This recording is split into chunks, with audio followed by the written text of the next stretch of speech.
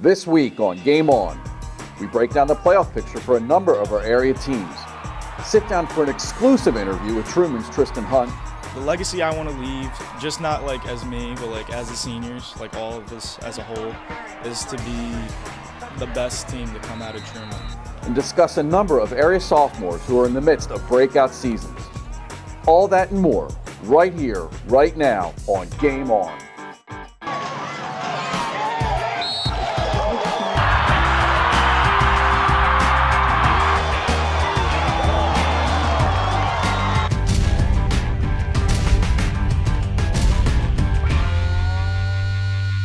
This episode of Game On is brought to you by Mike Piazza Honda, Route 1 in Langhorne. Welcome into our studios. We've got an interesting Game On show for you this week as we head down the home stretch of the regular season. I'm your host, Jeff Beiteman, and I'm joined here at the big table with Kevin Cooney. And sitting in for a vacationing Dan Duncan is Jen Wilgus. And at the far end of the table, one Andrew J. Markle. With 3 weeks left before the playoffs start, the current brackets are out for the 4A level, and five of our area teams are in the top 16, including, Kev, the number 1 seed, Pennsbury Falcons. Yeah, if you look at Kyle Berger's standings that we're posting here, Pennsbury number 1. Really, I think the winner of Pennsbury CB South has a good shot to be a top 3 seed. Obviously, if Pennsbury wins out, they're going to be number 1. CB South in a position to get a home game even if they lost next week to Pennsbury. To me, the interest is at the bottom of the bracket. North Penn, who we all have left for dead a couple weeks ago, even if they lose to Pennsbury on Friday night, has a chance to get in this tournament, which I think is a testament to the strength of their schedule and a little bit of what Dick Beck has done for that team to recover after a slow start. Well, let's look at another team, too, in Quakertown.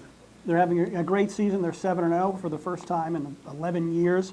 Right now, they're the third seed in the power points, and they're one of only 3 unbeatens in Quad A, along with Pennsbury and Coatesville.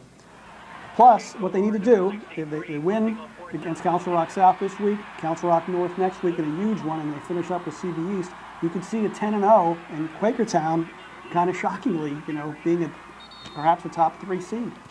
You mentioned Council Rock North. After that loss to Truman on Saturday, they're tied for 7th. And they probably have to win out to get a first-round home game in the playoffs. So that makes next weekend's game against Quakertown, forget the conference title being on the line. That's a huge one for that home game. Now, and also, if you look at Pembridge, right now about 13, tied for 13th according to Kyle's projections. CR South still on the bubble, Truman, CB East still in play. A lot's going to have to happen for those teams. I think Pembridge is the one team that could get to 7-3 and fall out of the playoffs because, quite frankly, their non-league schedule may come back and haunt them for the second year in a row. And quickly to get back to Jen's point, who could have guessed in August that my biggest game of the year might be Council Rock North and Quakertown? It's just amazing. And I want to mention that Truman and CB East are playing each other this weekend, so they could each ruin It's basically each an other's elimination season. game. Right. And oh, by the way, last year's 4A district title game, Neshaminy, North Penn, at this moment, both of those teams on the outside looking in. All right, and not to overlook the smaller school divisions, we have a few teams scattered in those rankings, including another number 1 seed, Bristol, Jen. That's right. Bristol is still number 1, despite that huge wake-up call they got Saturday night at Cape May. They lost to Middle Township 44-17. I don't think anyone saw that coming. In fact, last time I was on the show, I said Bristol would have to wait to the postseason to see just how good they are. Well, I was overlooking those Jersey teams on their schedule. Not only did they have Middle Township, great test, but they've got Buna coming up on Halloween. Buna beat Middle Township pretty handily earlier this season. So Bristol has plenty of chances to see what they've got before that postseason. Absolutely. Now let's look at another team in Upper Moreland. They're the 6th seed in Class AAA now. The top 8 get in, so they're in a good spot. And also, they could be in a great spot if they can beat Upper Dublin this week. Not an easy task. Upper Dublin is 9th in the power points in Class 4A. So it'll be a tough road for the Bears, but if they can pull that one out, that would be huge. And also, dropping down to AA, we have New Hope Salisbury right now looking at as the number 4 seed. They'll get in the playoffs in AA. Those teams get in. But unfortunately for them, they'd have to play Bristol, most likely, in the first round, the same Bristol team that handled them very easily a few weeks ago. And I'll get the Catholic League for the 3 locals. They're all in because of the absurd way the Catholic League does their playoffs. Wood will be probably the top seed in AAA. Lansdale Catholic right now, 2nd seed in AA. Commonwealth Egan is number 4. Top 4 of the 4 make the playoffs. McDevitt goes, who's in that AA bracket, is actually a single A school, so they'll go into the sub-regional. So really, for those teams, it's just positioning at this point. And I think one of the exciting things for area fans is we have 2 teams in Bristol and Wood that I think can make a real long postseason run here. And now let's welcome in our one-on-one guest for the week, who's standing by in the film room at Harry S. Truman, Tigers senior fullback Tristan Hunt. Tristan, big win for you guys on Saturday night against Council Rock North. What did that win mean for your team and your season? I mean, it was a very big game. It was homecoming, and like everybody knows, like they beat us last year, like with the last seconds of the game. So like everybody was like actually really surprised that we won, but like really happy at the same time that we won. So like I think it was like not only good for the team, but good for the community too. How have you seen this program improve and evolve over your 4 years there? I think like when I started, like not as many guys were like taking it like as seriously. Like they're taking it like as a hobby, but now like it's like our job, and like people are taking it more seriously, and it's awesome. Prior to Saturday, your last 2 home games were heartbreakers. You had that 14-0 lead against Council Rock South and ended up losing. Then you battled back against Quakertown and lost that one too. How did you keep your heads up after those setbacks? I think the coaches had a really big part in it. They're making us like practice harder, like really getting on us more, preparing us a lot, and there's a lot of team chemistry now. And finally, Tristan, when all is said and done, what do you want your legacy at Harry S. Truman to be? The legacy I want to leave, just not like as me, but like as the seniors, like all of us as a whole, is to be the best team to come out of Truman and try to like at least make the playoffs. Playoffs would be really good because no one in Truman history ever made the playoffs before. Okay, getting back to our discussion. One of the games we've anticipated since the schedule came out back in June and July was the North Penn-Pennsbury matchup, which is Friday night. Pennsbury is, as we were saying earlier, number 1 seed, North Penn on the outside, but we've got a standard bearer versus the preseason favorite, Drew. What do you see with this game? Well, Jeff, it's not a vintage North Penn team, but it's still pretty good, and they're getting healthy. Against the Pennsbury team, this is probably Pennsbury's best team in, I don't know, 10, 15 years. So, you know, it's a long rivalry from back in the old National Conference. Now they're back in the new National Conference. You know, it's good stuff. I mean, you know, again, it's not two Titans here, because North Penn is not quite back at that level, but they will be in the future, but it's pretty good. I visited Pennsbury a couple weeks ago and talked to senior running back Charles Snorway, and he flat out admitted that last year when North Penn came to Falcon Field in the playoffs, Pennsbury took them lightly. They did not think North Penn was going to come in and beat them. Well, this game is at Crawford Stadium, and that is an intimidating place to play no matter what kind of North Penn team it is. I just don't see Pennsbury going in there with any kind of cocky attitude. They're older, wiser. They've had to listen to us tell them they can't beat North Penn. I think they'll take care of business. Spoiler alert for the games of the week. Yeah, I just think if you look at it, you know, what Pennsbury's got to do is just focus on playing football. They play their game and don't get worried about the street or the atmosphere or making this grand statement. They'll win this game, and they'll probably win this game fairly easily. If they get caught up in having to beat North Penn, of having to make this big statement, that's where I think they could get in trouble. Otherwise, I think if you look at it, they're the better team on paper, and on paper, this probably shouldn't be that close.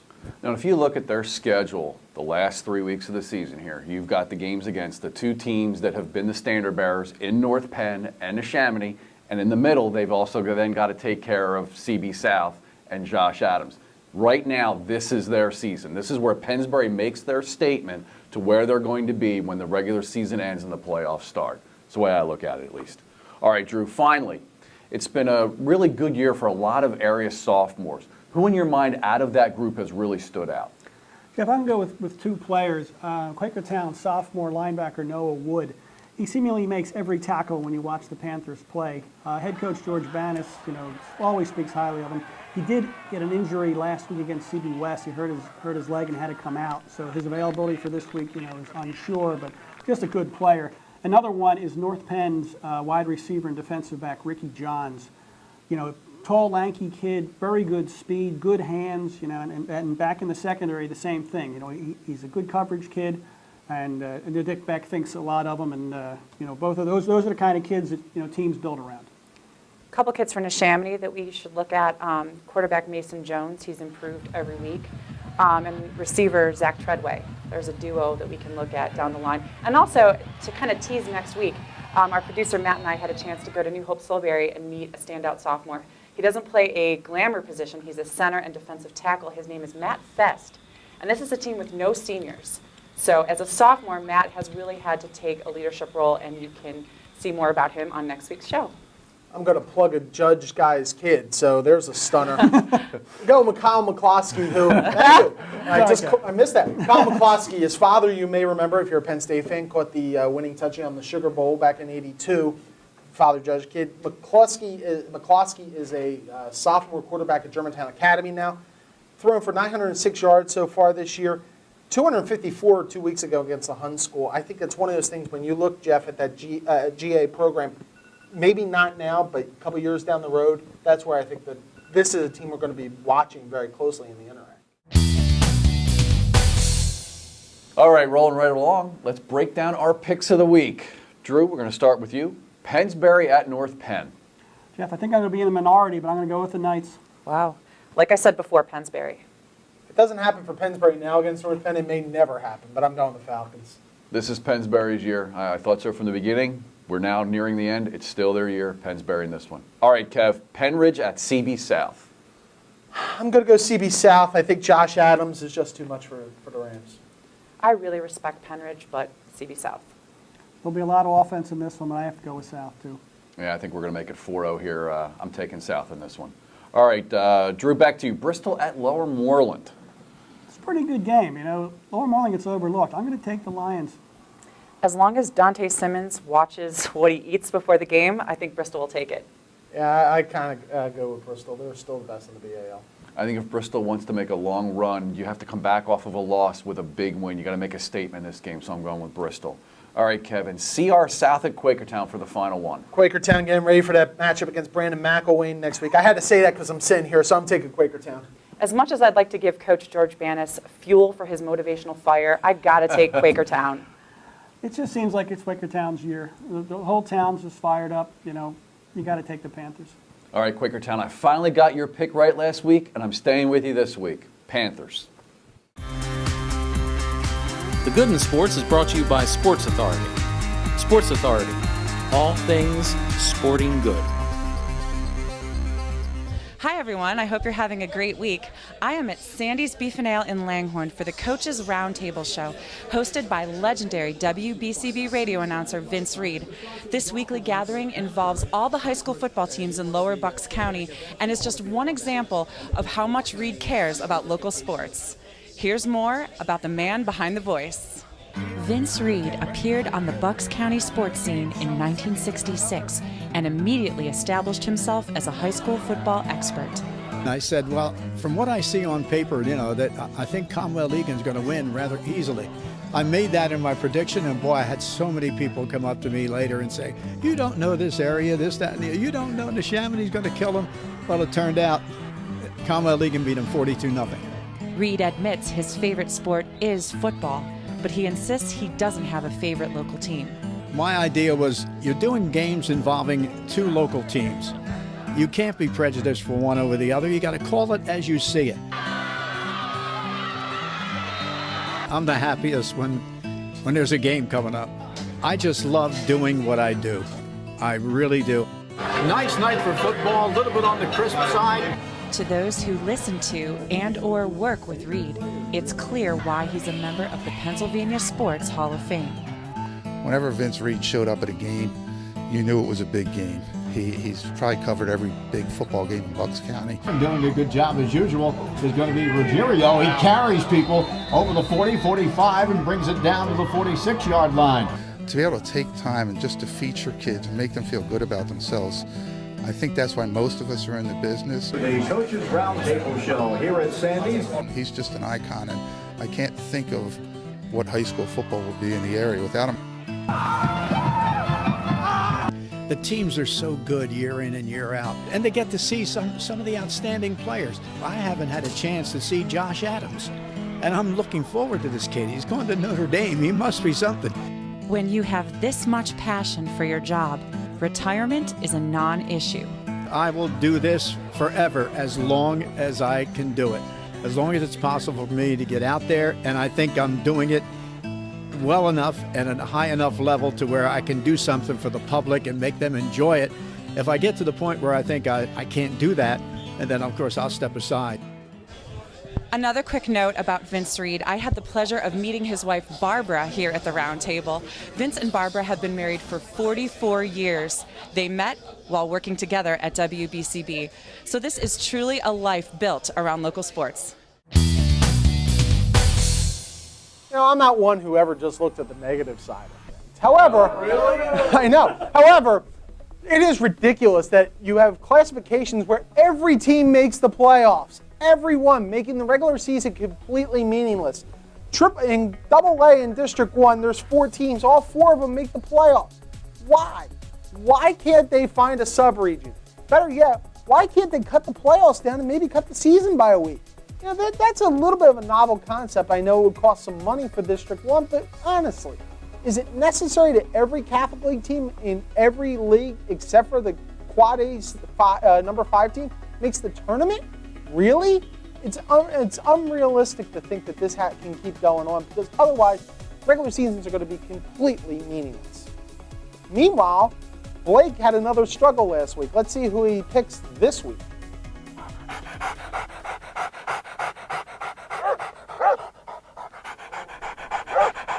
After we heard Blake lost yet another game last week, we decided to follow our pup to see where he's getting his bad football tips. Turned out, he joined an underground club which holds the secrets of picking high school football games. Gentlemen, welcome to Blake Club. The first rule about Blake Club is, you don't talk about Blake Club. What did I just say? We're not supposed to talk about Blake Club? If you're so smart, what's the second rule then? Exactly. This week, he'll pick between Penridge and Central Bucks South. The third rule of Blake Club is, when Blake picks a cup, the trick is over.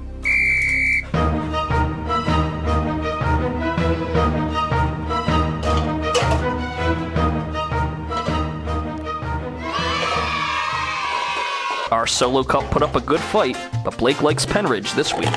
Hopefully his project doesn't cause too much mayhem. Our offensive player of the week is Truman quarterback Mark Lopez-Shevzik. The junior QB rushed for 127 yards and 2 touchdowns and threw for another one in Truman's critical 42-40 win over CR North. Defensively, we're going to honor Ryan Maloney. The senior defensive lineman had a 32-yard fumble return in Palisades' 27-7 win over Bangor. That'll do it for this week. Be sure to look for us every Thursday for the most recent edition of Game On. And make sure to look for us on Twitter and Facebook at HS Game On. Thanks again for watching, and we'll see you next week. Go! Big Blue, let's go! Second and about Go! Big Blue, let's go!